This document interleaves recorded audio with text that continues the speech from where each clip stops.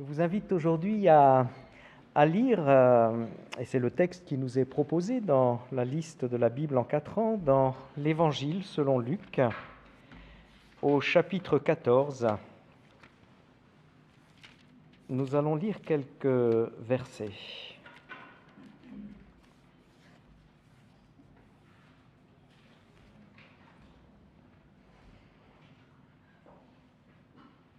Et avant de lire ensemble, je vous propose de prier. Seigneur, merci de nous inviter au repos en toi, que ce temps de culte y contribue, que ta parole vienne faire son chemin dans nos vies comme une parole qui irrigue, qui arrose, qui fait vivre. Merci pour ces instants maintenant. Merci de parler à nos cœurs, à nos vies, que ton esprit vienne en nous maintenant. Amen. Évangile de Luc, donc, chapitre 14. Je lis le verset 1 et les versets 7 à 14. Un jour de sabbat, Jésus était venu manger chez l'un des chefs des pharisiens, et ceux-ci l'observaient. Il adressa une parole aux invités, parce qu'il remarquait comment ceux-ci choisissaient les premières places. Il leur disait : « Lorsque tu es invité par quelqu'un à des noces, ne va pas t'installer à la première place, de peur qu'une personne plus considérée que toi n'ait été invitée, et que celui qui vous a invité l'un et l'autre ne vienne te dire : cède-lui la place. Tu aurais alors la honte d'aller t'installer à la dernière place. Mais lorsque tu es invité, va te mettre à la dernière place, afin qu'au moment où viendra celui qui t'a invité, il te dise : mon ami, monte plus haut.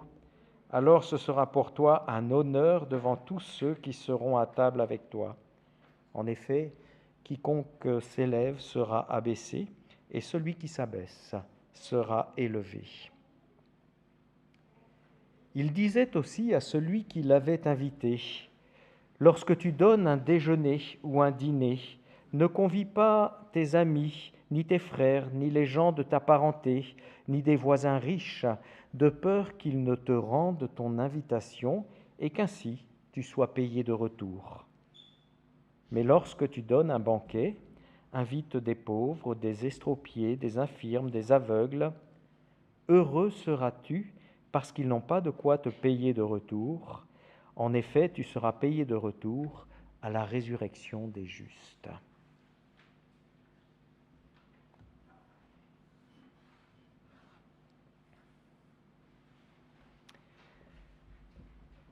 J'ai eu la chance cet été, je dis bien que c'est une chance, alors qu'il nous fallait louer une voiture avec Nathalie dans le sud de la France, de recevoir une voiture d'une classe supérieure à celle que j'avais louée.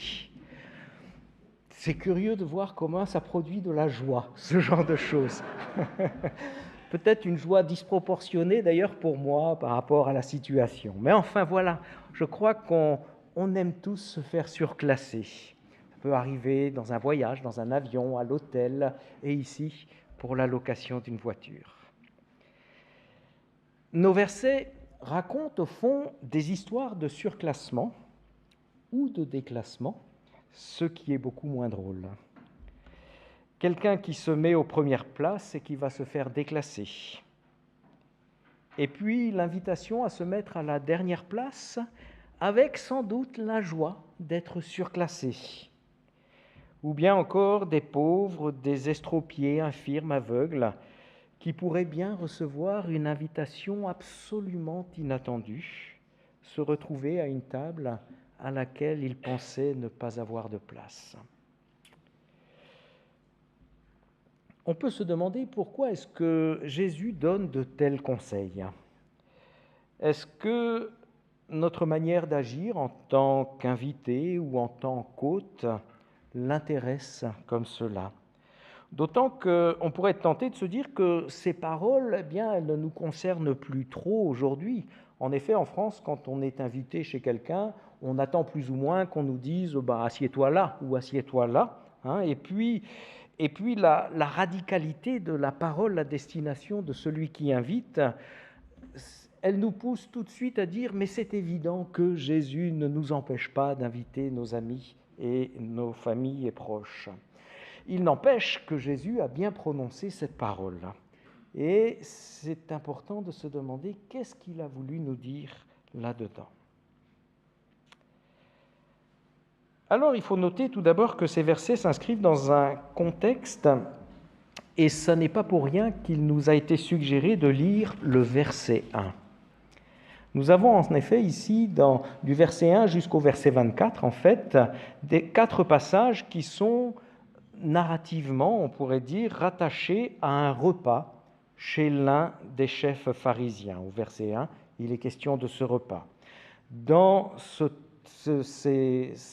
Autour de ce repas, donc on évoque au verset 2 à 6 la guérison d'un homme qui avait une maladie de peau. Ensuite, on a notre passage qu'on pourrait intituler « Comment être un bon invité » en quelque sorte. Ensuite, on a aussi le passage qu'on a lu, les versets 12 à 14, qui serait plutôt « Comment être un bon hôte ». Et enfin, on a à la fin de ce passage, après le passage que j'ai lu, une parabole dans laquelle Jésus répond à la remarque d'un des invités. Heureux celui qui prendra son repas avec toi dans le royaume de Dieu. Et une parabole donc, qui est la parabole du festin dans le royaume de Dieu. Et au verset 24, Jésus conclut cette parabole en se tournant vers l'ensemble des invités. Et donc, selon cette narration, toutes ces paroles sont prononcées autour d'une table. Et il y a beaucoup de scènes de repas, en fait, dans l'évangile de Luc. Il y en a au moins 7, et en tout cas 7 qui sont mentionnés spécifiquement comme des repas. Et celle-ci, donc, est la 4e. Et on note dans cet évangile, on voit que Jésus profitait des repas pour partager ses enseignements, ses réflexions. Ça peut faire penser au banquet de Platon ou aux propos de table de Luther. Mais regardons donc ces paroles de Jésus d'un petit peu plus près. Comment être un bon invité ? Jésus adresse cette parole parce qu'il avait remarqué combien les invités avaient tendance à rechercher les premières places, juste à côté des personnes importantes. Sa parole, elle se découpe en 2 sections. Lorsque tu es invité, ne fais pas ceci, c'est les versets 8-9, et lorsque tu es invité, fais cela. Et le tout est conclu par la formule du verset 11, quiconque s'élève sera abaissé, et quiconque s'abaisse sera élevé. Comme je le disais tout à l'heure, peut-être que l'attitude de Jésus ne nous parle pas trop, parce qu'ici, il est question d'un repas de noces, et un repas de noces, c'est évident qu'il ne s'agit pas de choisir ses places. On a indiqué en général là où on doit s'asseoir. Les places sont déterminées à l'avance, et on sait que quelquefois c'est un vrai casse-tête pour placer certaines personnes. Est-ce qu'il faut les mettre à côté d'autres, etc. Enfin voilà, tout le monde, je pense, qui a préparé un mariage a vécu ce genre de choses. L'attitude dénoncée par Jésus se perçoit peut-être un peu plus lors de cérémonies officielles, vous savez, type vœu du maire ou autre, où on joue un petit peu du coude, là, parce qu'on veut montrer qu'on a bien répondu présent à l'invitation, et donc on veut se mettre un petit peu devant. Jésus, en tout cas, ici, prodigue un vrai conseil de sagesse. Il est honteux de se faire déclasser devant tous les autres, alors qu'il est particulièrement valorisant de se faire surclasser. Mais on peut se demander, est-ce que Jésus veut simplement prodiguer un conseil de savoir-vivre ? Est-ce qu'il veut faire de nous des gens polis en société ? Est-ce que c'est son but ? Alors, on reviendra sur cette question un petit peu plus loin. Un petit coup d'œil d'abord à la 2e parole. Comment être un bon hôte ? Versets 12 à 14. Cette parole, elle est construite exactement comme la première, en 2 temps. Lorsque tu donnes un déjeuner ou un dîner, ne fais pas ceci. Lorsque tu donnes un banquet, il utilise un autre mot, fais cela. Mais ici, la demande est plus décapante que la précédente. D'abord, en s'adressant ainsi à celui qui l'invitait, parce qu'on nous dit Jésus se tourne vers celui qui l'a invité et il lui dit cette parole, on peut se demander est-ce que Jésus ne frise pas l'impolitesse quand même, Celui-là l'a quand même invité, malgré tout. Jésus, qui n'était pas forcément très bien vu des pharisiens, ce pharisien-là a pris le risque de l'inviter. Et puis, il faut bien le reconnaître, ça n'est pas du tout notre pratique habituelle que Jésus recommande ici. Les personnes qu'on invite le plus souvent, c'est ceux de notre famille, c'est nos amis, c'est au moins des connaissances qu'on voudrait apprendre à mieux connaître. Et on doit se demander, est-ce que Jésus veut interdire de telles pratiques? Alors je ne vais pas déroger à la règle, je vais dire, non, Jésus ne veut pas interdire de telles pratiques, bien sûr. Jésus répondait lui-même positivement aux invitations de ses amis, Marthe et Marie.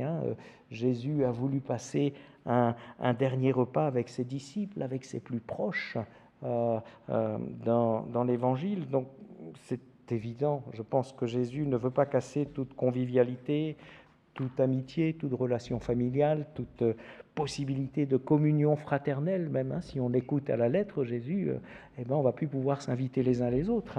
Donc voilà, je pense qu'il faut le dire quand même. En revanche, Jésus veut sûrement, au moins, nous faire réfléchir à la motivation qui nous conduit à inviter. Est-ce que j'invite seulement ceux qui peuvent rendre l'invitation ou m'apporter quelque chose?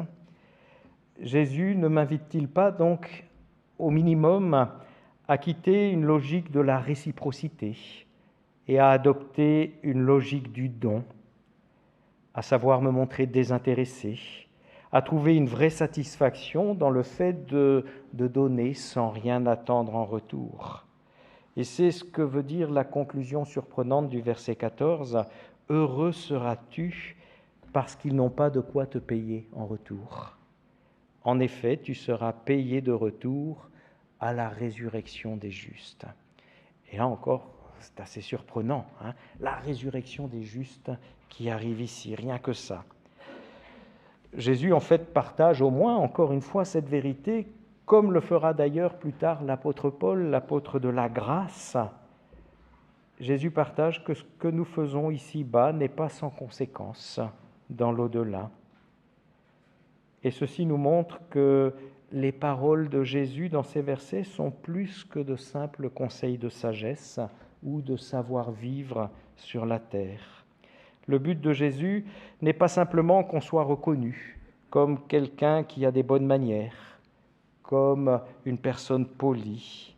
Alors, que veut-il nous enseigner ici, dans ce passage?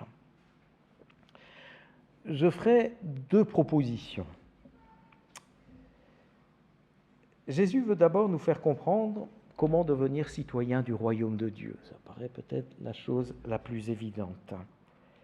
Se tournant vers les invités, il critique l'attitude qui consiste à rechercher les premières places, celles qui nous mettent au-dessus des autres ou devant les autres, et qui consiste peut-être à se croire plus méritant. Si je vais me mettre à cette place-là, c'est bien que je le mérite. Et dans ce même évangile, Jésus va dénoncer cette attitude dans une fameuse parabole, la parabole du pharisien et du publicain. Vous vous rappelez de ce pharisien, imbu de lui-même, qui se targuait d'être un homme bien, très religieux, bien meilleur que les autres parce qu'il faisait tout comme il faut dans les règles, bien meilleur en tout cas que le publicain qui, lui, s'était mis à la toute dernière place, qui s'était mis en retrait, qui se sentait moins que rien, se tenant à cette dernière place. Eh bien, Jésus affirme que c'est ce dernier qui fut justifié. Et il termine cette parabole dans Luc 18, versets 9 à 14. Il la termine exactement avec la même formule. En effet, quiconque s'élève sera abaissé, et celui qui s'abaisse sera élevé. Ici, donc, dans les versets 7 à 11, Jésus ne prodigue pas d'abord un conseil de savoir-vivre, même si on doit entendre les paroles de sagesse qu'il nous dit aussi, mais il nous dit d'abord comment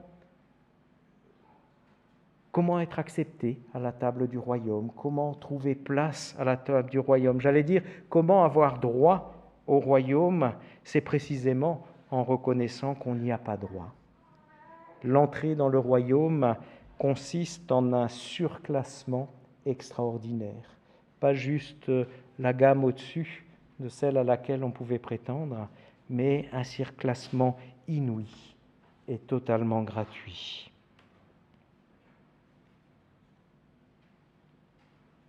Et la deuxième chose, je crois, que Jésus veut nous inviter à comprendre ici, c'est qu'il souhaite nous dire combien il est important que nos vies soient imprégnées des valeurs du royaume, et cela jusque dans nos attitudes les plus quotidiennes. C'est le sens, je crois, de sa recommandation à cet homme qui a invité Jésus, dans les versets 12 à 14. En invitant seulement ses amis et proches, celles et ceux qui sont comme lui et qui peuvent rendre l'invitation, quel message au fond va-t-il laisser ?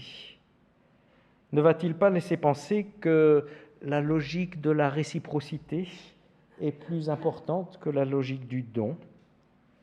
Ne va-t-il pas laisser croire qu'une place à la table du royaume, quelque part, ça se mérite, parce qu'il faut pouvoir donner quelque chose en échange, alors qu'on le sait, accéder à la table du royaume, c'est purement et simplement une grâce imméritée.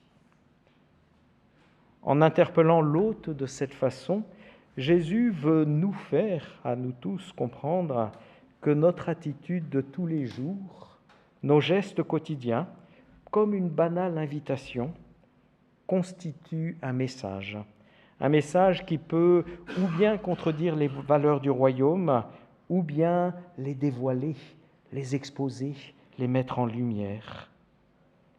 En devenant citoyen du royaume, on devient aussi, qu'on le veuille ou non, ambassadeur de ce royaume qui vient. Un ambassadeur qui est précisément une personne qui ne s'attend jamais à recevoir une rémunération du pays qui l'accueille, mais seulement du royaume qui l'envoie. Et c'est le sens du verset 14, « Tu seras payé de retour à la résurrection des justes ». Dans ce passage, Jésus veut forger en nous une logique de fils et de filles du royaume. La logique, au fond, qu'il habitait pleinement, lui, le Fils de Dieu, lui, le citoyen du royaume par excellence, lui qui n'a pas cherché la première place, nous dit le Nouveau Testament, mais qui s'est fait le serviteur de tous, n'hésitant pas à prendre la dernière place, celle de l'esclave, celle qui l'a conduit à la mort sur la croix. Lui qui est venu inviter, d'ailleurs lancer des invitations à celles et ceux qui se savent pauvres, estropiés, infirmes, aveugles, à celles et ceux qui se savent inaptes au royaume de Dieu, non méritants. Et l'évangile de Luc particulièrement va mettre en avant cette dimension du message de Jésus adressé à ceux-là, aux déclassés ou aux non classés, on va dire plutôt. Ce ne sont pas les gens bien portants qui ont besoin d'un médecin, mais les malades, aimait-il à répéter. Jésus veut donc forger en nous cette logique de fils et de filles du royaume, cette logique du royaume en nous, ses fils et ses filles. Si nous sommes chrétiens, au fond, nous devons nous rappeler que c'est parce que nous avons été surclassés, d'un surclassement inouï, inattendu, extraordinaire. Comme je le disais, pas juste à un niveau un peu au-dessus de celui auquel on pouvait prétendre, non, là on est dans du vrai surclassement qui nous fait accéder à une place pour laquelle nous n'avions aucun droit. Mais en même temps, Jésus nous dit ici, attention, ce surclassement incroyable n'est pas un privilège accordé aux plus méritants. Non, c'est une grâce qui est ouverte à tous, sans exception. Et il nous dit que notre conduite de tous les jours peut devenir un vrai témoignage de cette possibilité de surclassement pour tous, ou alors peut voiler totalement cette réalité-là.